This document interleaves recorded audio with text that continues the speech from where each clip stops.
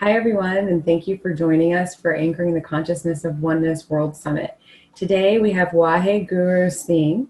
He is a yoga educator, and we'll be talking about the concept of oneness as it relates to yoga and what can be achieved through yoga. Thank you, Wahe Guru, for being with us today. Thank you for having me. Yes. So let's start off with talking about yoga. What type of yoga do you practice and teach?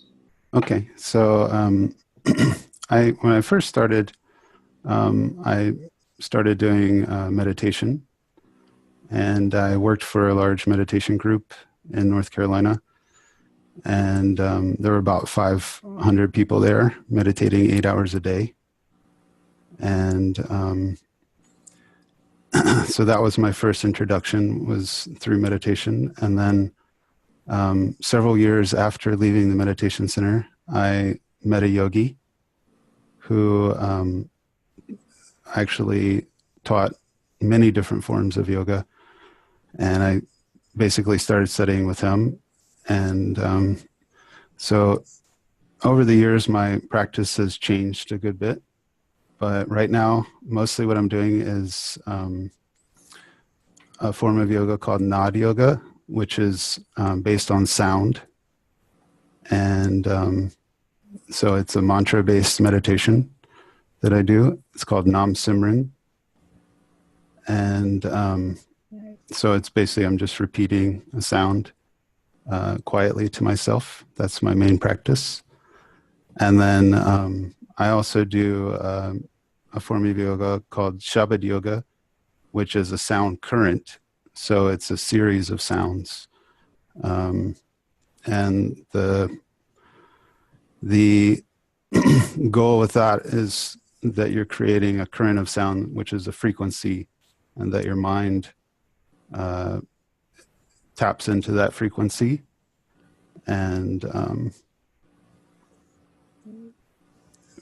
through that, you're raising your consciousness. That's the main purpose of Shabad Yoga. Oh, okay. And so you're doing this not aloud. You're doing this in your mind. Some of them are done aloud and some of them are done silently, yes. Okay. And so do you have different, I don't know what you say, mantras that you chant? Yeah, I've learned,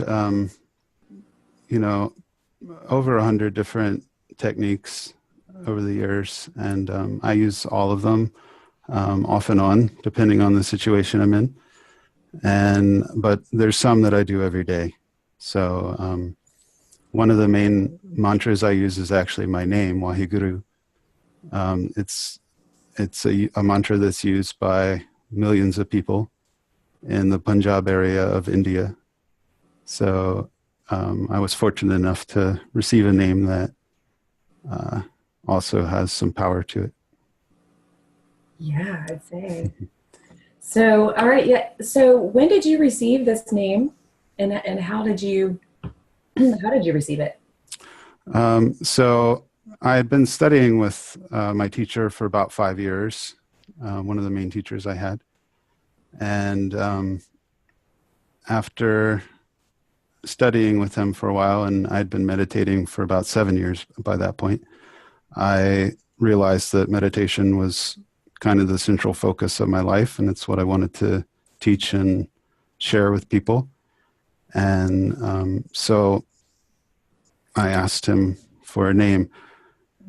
My understanding of a name is that it's basically a meditation in and of itself to have a spiritual name. It's a meditation that other people do for you. So when you're repeating someone's name for them, you're holding them to that standard, basically. So, Wow, that's yeah. powerful. Mm-hmm. So if people want to start practicing this to see what it's like, can you give them sort of an idea, people who are watching, what they can expect when they choose a mantra or several, I guess, and then Mm-hmm. start practicing this form of meditation? Right. So, there's people, there's all kinds of meditations, first of all. So, there's meditation to create prosperity. There's meditation to give you energy. There's meditation to calm you down. There's meditations to relax you. There's all forms of different meditations. But I think, we're talking about oneness and the connection to oneness, anchoring to the sense of oneness. That's a more inward, for me, that's a more inward based approach to meditation with the silence and mantra. For me, the mantra is what anchors me, and that sound allows me to drop inside myself to a deep level. And when that happens, the mind quiets down and the body relaxes, the physiology relaxes, the nervous system starts to relax. And it feels quite nice. Yeah. It's very peaceful. Yeah. Yeah. So you've been on what you might call a spiritual journey, healing journey, for the last 20 years. Is that right? Yeah. I mean, in this lifetime, yeah. In this lifetime, yes. Okay. So what is the philosophy that you've embraced as a result of your experience? So one of the main things that I've worked on with myself is communication, and just being able to speak from the heart, and being open to people and open to communicating with people. And then also I just try to be of service as much as I can. So, I try not to make it about me and what I'm going through. I try to perform action. And, I try to approach everything as a work of art, basically everything that I do, even at simple things, like if I manage a natural food store also. And if I'm stocking produce, I have to make sure that everything looks perfect before I put it on the shelf, Yeah, and so that's a form of meditation. That's like the warrior taking action in the world. I think that's Shambhala or similar. I don't know. Yeah, yeah, but I love that. It's like you're staying in the present by taking this action, right? Each action, right. And you're not checking out. Your mind's not. Yeah, the goal is to be present and alert and aware in the midst of anything and everything. Yeah. I want to talk a little bit about detachment. Okay. And the reason why is because I've struggled with detachment myself, and just thinking about like how we in the West choose to detach, right? I think that there's a misunderstanding in the West about what detachment means, like the Eastern philosophy of detachment. Can you explain what the practice of detaching means for you? So it's a good question. I think of detachment. So I have a different approach, a different language that I've learned around experience, human experience. And one of the things that I've learned about is that we have different bodies that we use. That's part of who we are, basically. So detachment relates to a body called the subtle body, and the subtle body encapsulates the soul of a person. It's like an egg that surrounds the soul. It's invisible. It's very feminine, and it's quiet and calm, ideally. And so that part of ourselves is what gives a sense of detachment. It's like a satellite um, overview of life, so that you can kind of pull yourself out of a situation. And it's helpful to have that perspective. It's one of the bodies that we can use and fine tune through meditation and things. Nice. And so, but that doesn't necessarily mean like being in that place that you're talking about, like the seat of the soul. It's very feminine. It's very loving. Um, it's and detached, right? So Mm-hmm. really just being the observer Mm-hmm. of everything that's going on rather than than reacting. Right. So reacting is a whole other thing. So reaction. Okay. So part of what I've learned is that people have more than one mind, and this is a little bit unusual to think about, but um, part of uh, the teachings that I've studied, you have three minds. So you have a mind that is called the discerning mind, which it looks for problems, basically. It looks for things that could go wrong. And it's a protective part of yourself.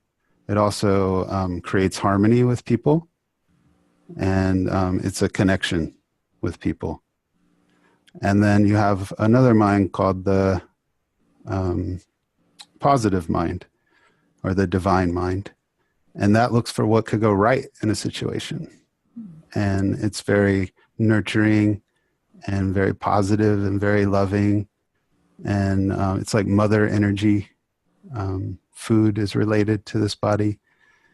And so you have, both positive and negative. And then you have another mind, which is called the neutral mind, which has to take information from both of those sides of yourself, both parts of those minds. And the neutral mind has to weigh those out. So if that part of yourself is not developed, then you'll react. You'll either think everything's really good or something's really bad, and you don't have that sense of neutrality. And that's what tends to make people react. And the neutral part of your mind is developed through meditation. All of your minds are affected by meditation, but that's the one thing that and karma yoga, which is like basically selfless service. Mm. Work is related to the neutral mind in general. If your neutral mind is not developed, it's very hard to work also. So the other thing that you can do for your neutral mind is you can practice listening. So a lot of times when people are reacting, they're actually just creating a story in their own mind. They're not actually hearing what's being said. And so that's really part of it, is just trying to listen to what the other person is saying. And that's one of the first stages of developing that part of your mind. Wow. So you said that something just now that was pretty profound. Um, you're talking about practicing active listening and being compassionate with others, or just practicing compassion.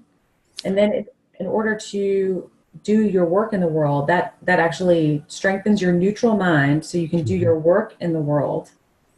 Is that Well, your work actually can strengthen your neutral mind.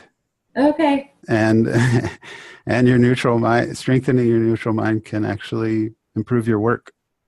They both, it's hard. The neutral mind is actually one of the hardest parts of yourself to develop, because the things that are good for it are very hard to do when it's not working properly or when it's underdeveloped. Why is that? Is that because of the ego taking over? It's because you'll react. Okay. And you'll judge. You know, if you're not, it's part of it's about honoring your word, the power of your word. And so when it's fully developed, then you don't complain and you don't nag or exaggerate or lie. You know, these are all kind of misuses of the power of the word. And when that is fully perfected, according to yoga, then you develop what's called a sid, which is a power. And the power of the word is that whatever you say has to happen. That's the ultimate power of the word, is that way when you speak, you create. Yeah. Yeah, so we're all very powerful then. We're uttering all kinds of things, right? Your words are very powerful. So be careful with what you say. Yeah. Okay. And a good technique for that is to stop before you say something and allow your intuition a little bit of time to kick in, especially if you're going to say something and you're not quite sure how it's going to come across. Take a little breath and just pause for a second before you speak. That's good advice for us all. So if words are powerful, then I want to ask about numbers and what kind of power do numbers have and how are words or letters and numbers interrelated? Okay, so yeah, part of what I've studied over the years is a form of numerology, which is it's a system that came from India, and it's been passed down for thousands of years and sort of kept secret for a long time. And it's basically looking at numbers and how they relate to people. Numbers by themselves don't have any power. They're just symbols.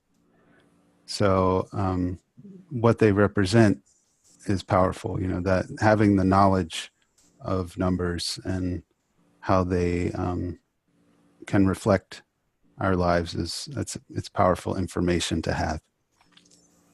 And so what makes the system of numerology different is the bodies that I've been talking about, some of the minds and these things. So they mapped out all these different parts of ourselves and related them to numbers. And also a person's name and birthday are what you basically use to as a starting point to examine a person. And through that, you can learn quite a lot of information. You can learn, who they are, and like on a soul level, who their soul is, and like what their lessons are in life, what their challenges are, what their talents are, and why they're here, and how they can improve their lives. Those are all really important things to know. So can you give all of us an example of like what this looks like? So you're turning the letters of someone's name into numbers. Yeah, so that's actually a Pythagorean form of numerology, which I've also learned. Pythagoras, the mathematician, the Pythagorean theorem. He was actually a numerologist. Not too many people are aware of that, but he had a whole school of, like, a spiritual oriented school of numerology as well. Wow, I did not know that. Yep. And so basically with that, you're assigning a number to each letter, and that's 1 through 9. So A, B, C, D, and then 1, 2, 3, 4. Yeah. Yep. Okay. And that mostly looks at with that, I'm mostly looking at past lives. That's how I've come to understand it. Cool. It can also be thought of as like just things you're born with, but I tend to look at it as past life. That's my background. So you can do this for people who are watching. Like if they reach out to you, they can ask you to. Yeah, yeah. I have I do sessions for people. Cool. Yeah. Very good. And so, like, what are some of the things? Like, I mean, you're talking about like, who people are on a soul level. Hmm. That's that's intense. And Right. then, like past life stuff, And so Yeah. the lessons that you can see, basically the lessons Hmm. that people are kind of like carrying with them and learning is. Yeah. A lot of it is, from my experience, it's very accurate, and but a lot of it is stuff that people already are aware of. A lot of times you're just affirming what people already kind of know about themselves. But then the other side of it is there's some tools that you can offer to people to improve, because it's not like astrology where you're just learning about who a person is and trying to figure them out. It's also a system of yoga, so you're not stuck with anything. This doesn't define who you are. It's meant to be a tool to help a person reach enlightenment. And the advantage of it is that you can look at a person's cycles and see exactly where they are at a particular time. And so you're not just giving them tools, you're giving them tools for a specific time of their life, which is very helpful. It's a very well thought out system, I think. Wow. That's really cool. Mm. So, so generally, like, what would the tools be? Are they just unique to each individual, or are there some general tools that you can share? Yeah, I mean, they range. There's a lot of range on that. It's pretty much unlimited in some ways. I mean, my teacher is very creative with some of the things that he's given me to do. A lot of it's meditation and yoga oriented, because those are powerful tools that we've learned. But you know, he's done a lot of different things. Some people he'll recommend that they take dance lessons, or study martial arts, or he just sees what they need and then gives them different ways to do that, to improve part of themselves. It's quite beautiful. Yeah, that is beautiful. And also now you're effectively taking over for your teacher who is getting ready to kind of just retire.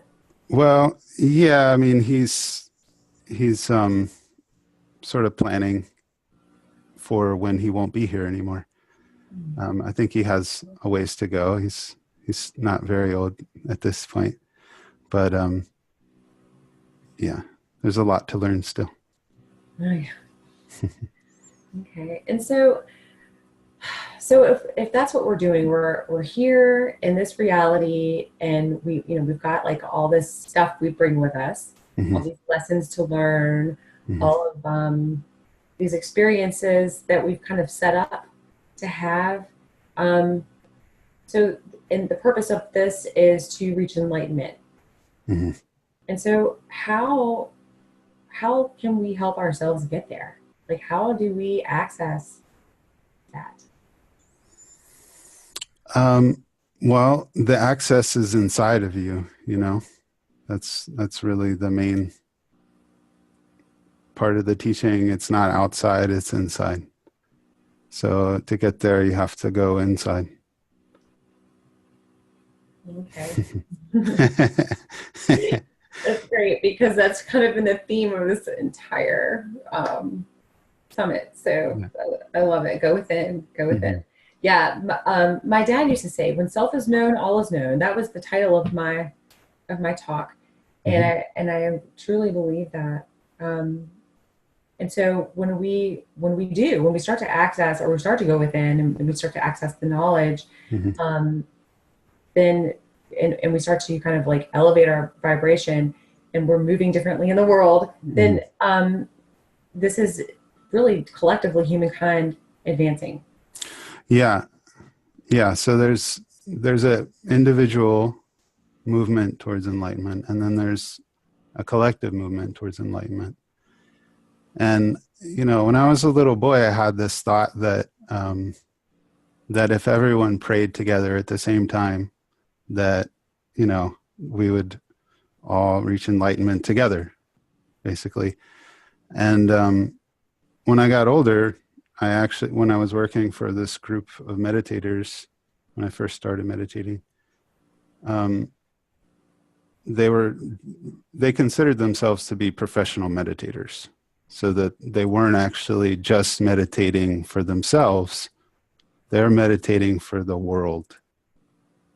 So, and one of the things that they you know were studying was the effects of meditation on the rest of the population, who weren't even meditating, but they're just there. And because when you're going within and connecting to that deep part of yourself, really, when the mind is completely settled down to a very deep level, um, it it has an effect on the collective unconscious, or the unified field, however you want to call it. But we're all connected on that level. So that's where we are all one. And if you experience that on the physical level, on this plane of reality, then other people are affected by your experience. And the more people who are doing it, the more of an effect it has on people. I mean, they've done studies that showed that they would have there's a larger community of people that were doing this, but they would put like 2,000 people in a city and meditate for 2 weeks, like nonstop meditation for 2 weeks. They would eat and sleep, but that's all they did was meditate, basically. And they like looked at crime reports and things like that, and they dropped dramatically while they were doing it. So it has a tangible effect. I think it has a tangible effect on everyone else. Yeah. And I've heard something like 55% of the population can raise their vibration, and we Mhm. can lift up everybody else as well. I don't know if those numbers are correct, but that's I think it's less than that, honestly. I don't think you have to have 55%. If you're meditating on that level, I don't think it requires quite that many. I mean, some of this information is becoming very well known, and it started with a very small amount of people doing it. yeah, yeah. And so here we are in this right now today, like the world is waking up. Hmm. And so the more people who wake up, the faster we're all going to wake up, because there's just expanding that, right? Yeah. Um, yeah, this is really great stuff. I really appreciate you being here and talking about this. And so really, I think what you're saying is like what people can do today to anchor the consciousness of oneness on the planet by starting with themselves is to go within and use meditation to go within. Yeah. Yeah. I mean, it's important to create a habit. And that's how I try to teach people with meditation, is do it every day. If you can't commit to doing, it's better to do 5 minutes every day than it is to do an hour once a week, because you want to instill a habit of doing it. And that 5 minutes could turn into, half an hour over a period of time. But, it's important to take time for yourself. And what I would like to see is, that meditation becomes an everyday habit for most people, that it's kind of like, it doesn't have to be this mystical experience. It could just be as simple as like brushing your teeth or taking a shower, it's just part of your day. Yeah. Yeah. I like that. And so if us human beings going within helps to uplift everybody else, what about the planet? What about the animals? What about the rocks? What about the earth? Well, they're all fine. I mean, except for the damage that we're doing to them. But I mean, I think that the more conscious you are, the more uh, connection you feel with animals and plants and things as well. And so they'll benefit from it. Um, but they're already okay. They don't, the human ego is what creates the problem. All right.